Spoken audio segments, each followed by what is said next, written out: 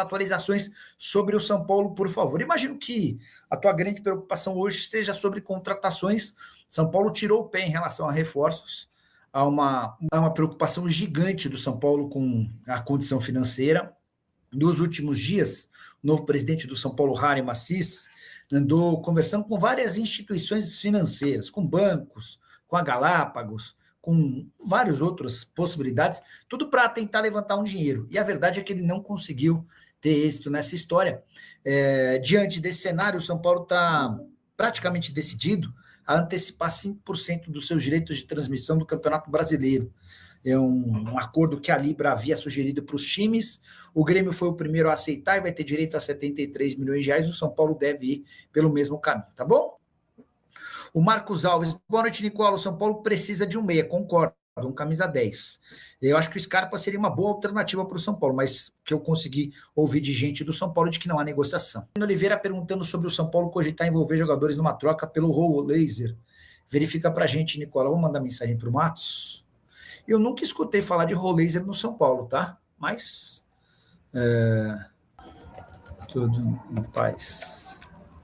São Paulo te procurou?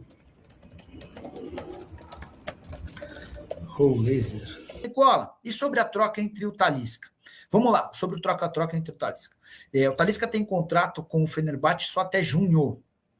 E especialmente se o Fenerbahçe não conseguisse avançar na contratação de um centroavante, pelo que eu pesquisei na internet durante a live, com pouquíssimo tempo para ver, até porque eu estou aqui respondendo a vocês, o que se dizia é que se o Fenerbahçe não conseguisse comprar um centroavante, o Talisca teria papel muito importante nessa reta final de temporada para o Fenerbahçe, com direito, inclusive, a uma proposta de renovação de contrato, tá? Então o Fenerbahçe vai tentar renovar o contrato do Talisca, que vence em junho. O Talisca já havia sinalizado para clubes brasileiros que a aventura dele no exterior estava perto do fim, que ele voltaria ao Brasil a partir de julho. Então, aquele que apresentasse o melhor projeto para ele nesse primeiro semestre, o contrataria. Vamos ver como é que essa história vai funcionar daqui para frente. Fenerbahçe que enfrenta o Nottingham Forest na Liga Europa, tá? No Campeonato Turco, o time é o segundo colocado, são 46 pontos contra 49 do Galatasaray. O Trabzonspor tem 42, já está um pouco mais distante, né? Então dá para dizer, eu imaginar que a briga vai ser mesmo entre Galatasaray e Fenerbahçe, tá bom? Beleza? Como é que estão as propostas dos gigantes europeus ao Porto pelo William Gomes? Qual percentual ele ainda tem no São Paulo? Cara, não sei se está essa badalação toda não, tá? Até porque o William Gomes até joga bem, mas não é titular absoluto no Porto. O Porto está vivendo uma fase bem legal no Campeonato Português, tal. Ó, temporada do William Gomes, 29 jogos, 8 gols e 1 assistência, tá? Foi inclusive expulso contra o Casapia, derrota do Porto, ele atuou só 21 minutos. Nessa temporada de 29 jogos e 8 gols, bastante gol, ele foi titular 12 vezes e reserva 17 vezes. Deixa eu ver se eu descubro. Percentual São Paulo, William Gomes, Porto. Eu não lembro de cabeça, assim, sendo bem sincero, tá? São Paulo vendeu 80% dos direitos econômicos do William Gomes, mantendo 20% de negociações futuras, tá? Já respondi sobre o Talisca. Tá sabendo alguma coisa do bloqueio judicial do São Paulo no Daniel Alves? Quanto a meias, tem que pôr o Pedrinho para jogar moleque é bola. E eu concordo com o Edson, o São Paulo demonstrou ter muitos bons jogadores na base, né?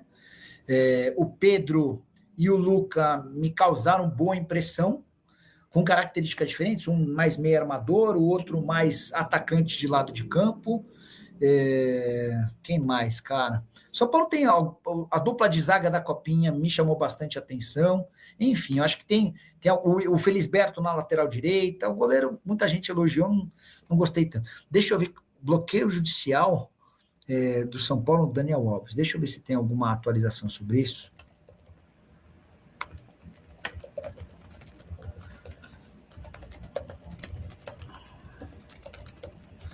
Sabe de algum bloqueio judicial do São Paulo contra o Daniel Alves? Deixa eu ver se eu consigo responder a essa pergunta do meu amigo Edson Pinheiro, torcedor tricolor. Deixa eu trazer um esclarecimento. Alguém perguntou se o São Paulo poderia tentar o roll laser. Nada, tá? Ninguém falou de roll laser. Pelica, o PVC noticiou que o São Paulo não vai assinar prioridade nenhuma pelo Marcos Antônio. O time planeja oferecer um novo reajuste salarial ao jogador. Sabe de algo? Ontem, na Aric, surgiu essa história de que o São Paulo tinha uma negociação avançada com o Flamengo para que a partir de julho o Flamengo tivesse a prioridade na compra do jogador. Mandei mensagem para um dirigente do São Paulo, deixa eu ler a troca de conversas, e aí vocês tiram as próprias conclusões. Quer ver? Ó? Eu tinha mandado um print. O print dizia o seguinte: Flamengo faz acordo de preferência com o São Paulo por Marcos Antônio. O acordo é para que o rubro-negro tenha uma preferência de compra do volante no meio do ano. A pessoa do São Paulo respondeu: essa é uma ideia, não está formalizado nem assinado no papel. Tá? Então, resposta de ontem às 15h57 e às 16h03. Foram duas respostas. O São Paulo tem sido procurado pelo Flamengo. O Flamengo já fez duas propostas. A primeira de 6 milhões de euros, o São Paulo descartou. A segunda de 7 milhões de euros, mais o pagamento da dívida que o São Paulo tem com o Alásio. O São Paulo comprou o Marcos Antônio por 4 milhões e 200 mil euros. Esse foi um golaço do Rui Costa. Os 4 milhões e 200 mil euros em 4 parcelas, a primeira delas em setembro desse ano. E aí depois, setembro de 27, setembro de 28, setembro de 29. O Flamengo está disposto a assumir essa dívida do São Paulo e pagaria mais 7 milhões de euros ao São Paulo. O Tricolor recusou as duas ofertas. Há quem diga que o São Paulo pede 25 milhões de euros. E aí, só para completar, tá, Naric? O efeito dessa prioridade, o que o São Paulo ganha dando uma prioridade ao Flamengo? Se o Flamengo, por exemplo, aceitasse emprestar o Alan até dezembro, aí beleza, aí você oferece, aí você cede essa prioridade para o Flamengo. Caso contrário, dar prioridade por dar, acho que não faz muito sentido. São Paulo obtém bloqueio judicial contra Daniel Alves. Boa. Então já há uma publicação a esse respeito, de que o São Paulo obteve uma... foi o Léo Dias quem trouxe essa informação. Deixa eu ver se isso já foi escrito em algum lugar. São Paulo, bloqueio, Daniel Alves. Só para lembrar, né? Daniel Alves, depois que saiu do São Paulo, ele teve direito a um acordo de 28 milhões de reais. E por conta desse acordo, ele recebe 472 mil reais por mês. Então, Daniel Alves voltou aos noticiários após o São Paulo conseguir o bloqueio de 8 milhões do ex-lateral na Justiça. A decisão tem ligação com o período em que Daniel Alves defendeu o São Paulo, sobre o acordo milionário de saída do atleta em 2021. Segundo o Melhor da Tarde, o processo aponta que o problema entre o lateral e o ex-clube, após ele pedir o adiantamento de 11 milhões de parte dos seus valores. Acontece que quando Daniel Alves saiu, o ex-lateral tinha direito a receber mais de 22 milhões parcelados até 2027. Em 2022, ele decidiu antecipar o dinheiro e recebeu 11 milhões de um fundo de investimentos e cedeu ao fundo o direito de receber as parcelas que o São Paulo ainda pagaria. Ou seja, na prática, ele receberia o valor e repassaria as parcelas para os fundos. Só que o fluxo de pagamento parou em 2023, quando a vida de Daniel Alves virou de cabeça para baixo. Ele foi acusado de estupro e chegou a ser preso. Enquanto Daniel Alves estava preso, os pagamentos ao fundo de investimento pararam. Eu tinha quase certeza na época, eu até me perguntei aqui nas lives, será que o São Paulo vai pagar para o Daniel Alves enquanto ele estiver preso? Não pagou para o Daniel Alves, mas tinha que pagar para um fundo, né? Porque o Daniel antecipou o dinheiro. A ex-esposa do Daniel Alves, que era a procuradora do jogador, disse desconhecer o acordo e negou continuar os repasses. Parte do dinheiro que o São Paulo pagava foi destinado a um processo de pensão alimentícia, o que diminuiu o pagamento ao fundo. Que coisa, hein, meu? E o São Paulo deve antecipar receitas de televisão.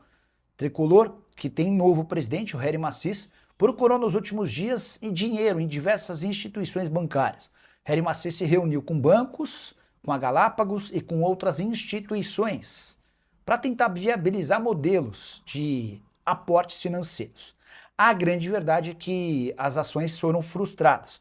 São Paulo não tem muito moral no mercado, especialmente por conta da fama de mal pagador, e diante desse cenário não deve restar outra alternativa ao presidente do São Paulo do que aceitar a antecipação de 5% dos direitos de transmissão do Campeonato Brasileiro referentes à Libra. Essa possibilidade foi sugerida para todos os times que fazem parte da Libra. O Grêmio, por exemplo, já aceitou e saiu gastando e contratando jogadores especialmente na Argentina, com a perspectiva de cair nos próximos dias um valor próximo a 73 milhões de reais. Certamente com 73 milhões, o novo presidente do São Paulo tem fôlego para, não sei se até o fim da temporada, mas para pelo menos os próximos meses, ele que tem batido na tecla de que não vai mais aceitar atrasos nos pagamentos dos direitos de imagem. Tricolor, durante toda a temporada passada, atrasava 2 meses. Quando ia completar o 3º mês de direito de imagem, para evitar que os jogadores pudessem ir à justiça, São Paulo quitava um dos meses e foi assim que a coisa seguiu. Só para completar sobre o São Paulo, registrar que ainda não existe acordo entre Tricolor e Oscar sobre a rescisão do contrato. O meio atacante, que decidiu se aposentar, insiste em receber as luvas, o prêmio pela assinatura do contrato relacionado aos anos de 2026 e 2027, mesmo sem entrar em campo. São Paulo considera essa pedida absolutamente injusta. Para falar agora sobre o Santos, que se juntou ao Vasco e pretende mudar o regulamento do Campeonato Brasileiro. Você sabe que o Brasileirão tem 38 rodadas, é disputado em pontos corridos e os 4 últimos são rebaixados, certo? Pois o Santos e o Vasco da Gama fizeram um movimento grande e que tem começado a ganhar adesão de outros clubes, como por exemplo o Internacional, Corinthians, São Paulo e Fluminense, para que em vez de 4 caiam 3 times por ano. Isso valeria para séries A, B, C. Somente a D, que ainda não tem uma divisão menor, que não teria seu regulamento alterado. É natural que se passarem a cair 3, subam apenas 3 clubes para não haver inchaço nas demais divisões. Importante registrar até uma declaração do Marcelo Teixeira, o presidente do Santos, para justificar esse pedido e essa mudança. O índice de clubes para o rebaixamento é muito alto. 4 clubes caindo é exagerado. Você concorda com o presidente do Santos? Tá com ele e com o Vasco nessa disputa? Ou você acha que 4 clubes num campeonato de 20 times está bem resolvido? Só para completar, registrar que a tendência é que a partir de 2027 essa regra passe a valer. O lobby é grande, já contei que Inter, Corinthians, São Paulo e Fluminense gostam da possibilidade. Os únicos realmente contrários a essa mudança são as equipes da Série B, preocupadas com a possibilidade ou a dificuldade que essa alteração causaria na chance deles em voltarem à primeira divisão.